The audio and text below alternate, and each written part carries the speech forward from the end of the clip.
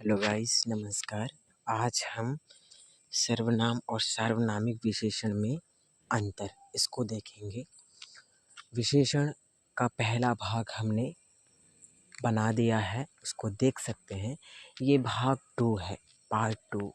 क्योंकि वीडियो ज़्यादा लंबी हो रही थी, इसलिए मैंने विशेषण को 2 पार्ट में बांट करके पढ़ाने के लिए कहा था। तो आज हम देखेंगे सर्वनाम और सार्वनामिक विशेषण में अंतर।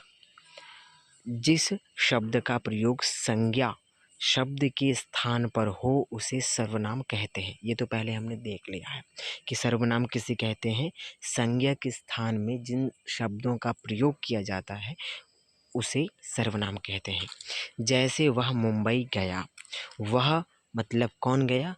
कोई भी गया होगा, मगर कोई तो गया होगा ना, उसका कुछ नाम तो होगा ना, अर्थात उसकी संज्ञा की जगह वह ले लिया शब्द ने, वह शब्द ने ले लिया, इसलिए यहाँ पे वह क्या है?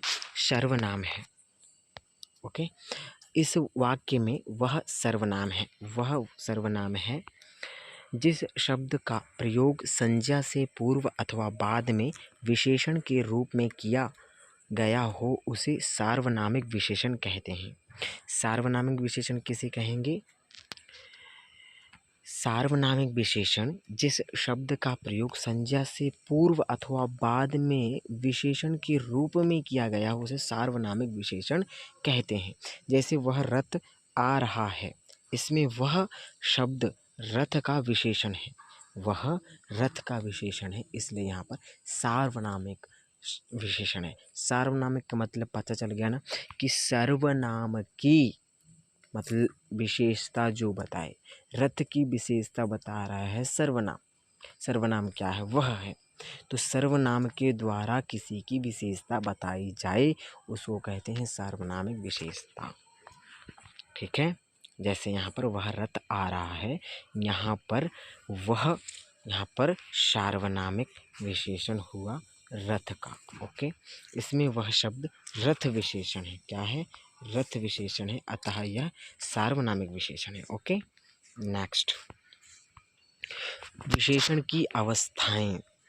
विशेषण शब्द किसी संज्ञा या सर्वनाम की विशेषता बतलाते हैं। विशेषता बताई जाने वाली वस्तुओं के गुण दोष कम ज़्यादा होते हैं। गुण दोषों के इस कम ज़्यादा होने को तुलनात्मक ढंग से ही जाना जा सकता है। तुलना की दृष्टि से विशेषणों की निम्नलिखित 3 अवस्थाएं हैं। कितनी अवस्थाएं हैं? 3 अवस्थाएं हैं। कौन कौन सी 3 अवस्थाएं हैं? मूलावस्था, उत्तरावस्था और उत्तमावस्था। मूलावस्था, उत्तरावस्था और उत्तमावस्था। ओके, 3 अवस्थाएं हैं। तो हम एक एक करके देखेंगे। मूलावस्था, कौन सी अवस्था? मूलावस्था। मूलावस्था में विशेषण का तुलनात्मक रूप नहीं होता। मूलावस्था में विशेषण का तुलनात्मक रूप नहीं होता, वह केवल सामान्य विशेषता ही प्रकट करता है। जैसे उदाहरण से समझ में आएगा, सावित्री सुंदर लड़की है, सुरेश अच्छा लड़का है, सूर्य तेजस्वी है।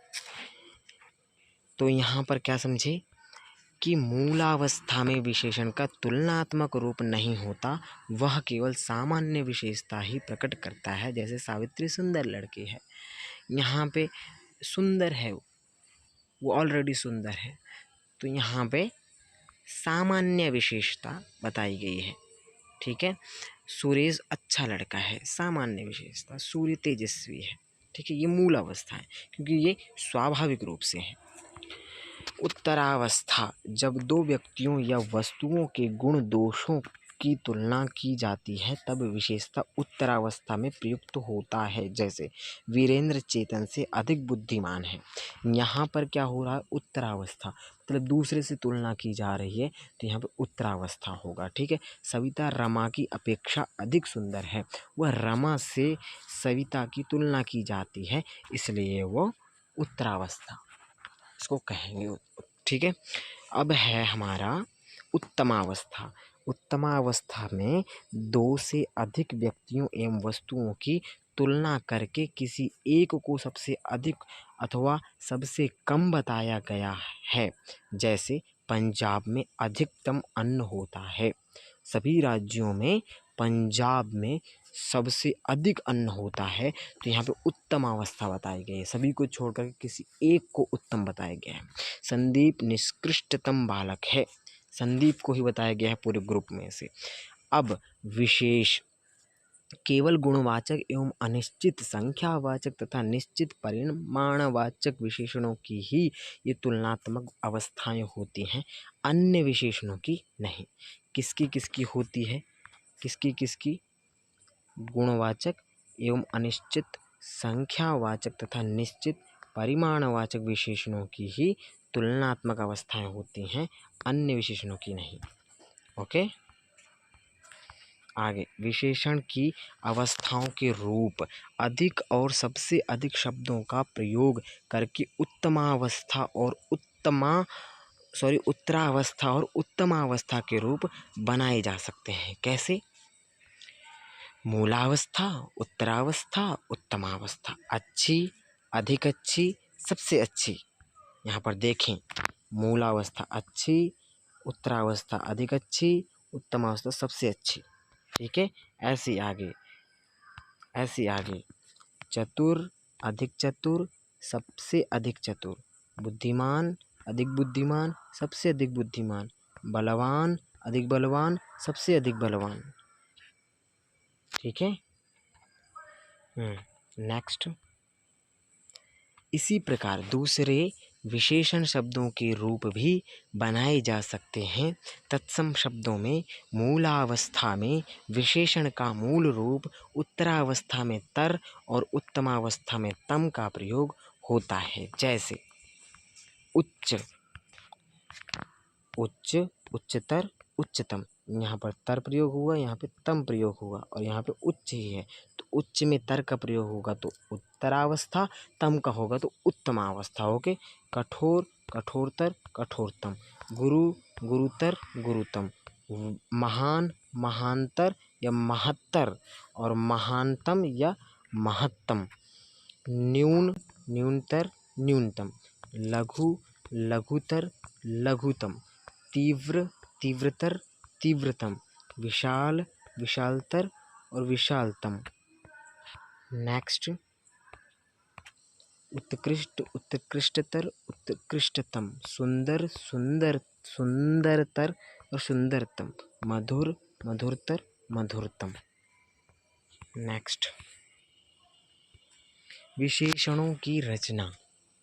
कुछ शब्द मूल रूप में ही विशेषण होते हैं, किंतु कुछ विशेषण शब्दों की रचना संज्ञा, सर्वनाम एवं क्रिया शब्दों से की जाती है। संज्ञा से विशेषण बनाना। प्रत्यय, संज्ञा, विशेषण। का, संज्ञा अंश, आंशिक, धर्म, धार्मिक। देखते जाएं यहाँ पर, अंश, आंशिक, धर्म, धार्मिक, अलंकार, आलंकारिक, नीति, नैतिक, अर्थ, आर्थिक, दिन, दैनिक। ओके, नेक्स्ट, इतिहास, ऐतिहासिक, देव, दैविक, अंक, इत से, अंक, अंकित, कुसुम, कुसुमित। यहाँ पे ऊपर दिया है ना, यहाँ पे ऊपर दिया है इत, इत से बनेंगे ये सभी। सुरभि, सुरभित, ध्वनि, ध्वनित, क्षुधा, क्षुधित। ओके, तरंग, तरंगित। नेक्स्ट, अब आएगा इल, इल लगेगा लास्ट में। जैसे तर और तम लग रहा था ना, वैसे, और फिर इसके बाद में इत लग रहा था ना, वैसे भी इल लगेगा। जटा, जटिल, पंक, पंकिल, फेन, फेनिल, उर्मी, उर्मिल। अब नेक्स्ट लगेगा इम। क्या लगेगा? इम। स्वर्ण, स्वर्णिम, रक्त, रक्तिम, रोग, रोगी, भोग, भोगी, कुल, कुलीन, ग्राम, ग्रामीण। नेक्स्ट है आत्मा, आत्मीय, जाति, जातीय। अब है आलू, श्रद्धा, श्रद्धालु, ईर्ष्या, ईर्ष्यालु। अब है वी, मनस मनस्वी, तपस तपस्वी। नेक्स्ट अब है मय, किससे है? मय। सुख सुखमय, दुख दुखमय, रूप रूपवान, गुण गुणवान। ये वान से है इसलिए यहाँ पे वान वान आया है। नेक्स्ट है वती, गुण गुणवती, पुत्र पुत्रवती, बुद्धि बुद्धिमान, श्री श्रीमान, श्री श्रीमती। यहाँ पे श्री क्यों आया है? क्योंकि हम यहाँ पे श्रीमती है तो मती और श्री आया, ठीक है। श्री श्रीमती, बुद्धि बुद्धिमती, धर्म धर्मरत, कर्म कर्मरत, समीप समीपस्थ। और यहाँ पे स्था है इसलिए यहाँ पे स्था लगा है। समीप समीपस्थ, देह देहस्थ। अब है निष्ठ, धर्म धर्मनिष्ठ, कर्म कर्मनिष्ठ। गाइस ये विशेषण का दूसरा भाग भी समाप्त होता है, आज हो चुका है। तो अब हम कोई नेक्स्ट वीडियो लेकर के आएंगे। तब तक के लिए बने रहें, चैनल को सब्सक्राइब करें, वीडियो को लाइक करें और ज़्यादा से ज़्यादा शेयर करें ताकि सभी पढ़ सकें। धन्यवाद दोस्तों, मिलते हैं फिर किसी नेक्स्ट वीडियो।